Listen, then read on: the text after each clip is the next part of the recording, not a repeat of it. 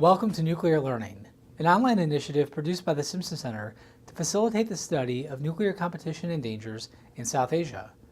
Our first open online course, Nuclear South Asia, is available free of charge at nuclearlearning.org.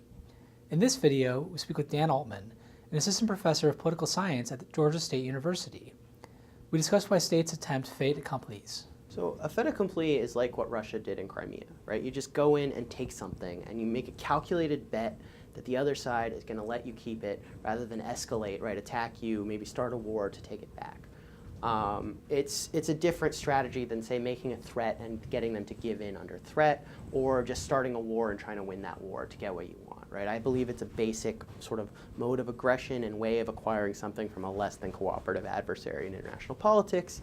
Why is it important? Well, for one thing, it's by far the most common way states have acquired territory over the last 100 years, and I chose that as a way to study sort of how do states make gains in general, and what I found was very lopsidedly, something in the vicinity of 20 cases of coercion acquiring territory, something like 20 cases of just sort of attacking a country, starting a war, winning the war, and taking sort of as much of its territory as you want, but more like 100, 120 cases of just going in and taking a small piece of territory and usually getting away with it without starting a war, right? This fait accompli, these land grabs. Why are they important? I mean, yes, these territories are often small, but it turns out that small territories are often the spark for significant conflicts. If we look at the two most violent altercations between nuclear powers in history, they're what? They're the Kargil conflict between India and Pakistan in 1999, where Pakistani forces occupy some strategic hills in the Kargil region of Kashmir, and India counterattacks and endures a lot of casualties to eject them. And then the Sino-Soviet border war in '69, where Chinese forces sort of quietly set up position on a disputed island in the Ussuri River, Damansky Island to Russians, Zhenbao Island to the Chinese. And then the Russians sort of come in to assert their claim, and they end up fighting. And this leads to a minor conflict, right? These are the two. I mean, if we care about nuclear war, we care about shooting incidents between nuclear powers.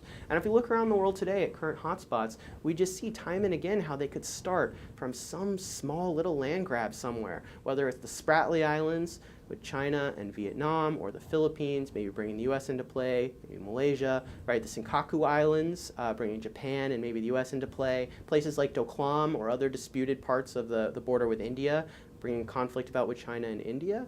Or in Europe, we could think about, say, the Russian majority town of Narva in Estonia, which could bring NATO into play, right? All of these different conflict scenarios often end up starting with some little disputed territory and the potential for one side to grab it. And I think it's a very important part of sort of the process through which wars can start. If you enjoyed this video, please remember to subscribe to our YouTube channel and visit nuclearlearning.org to enroll in Nuclear South Asia.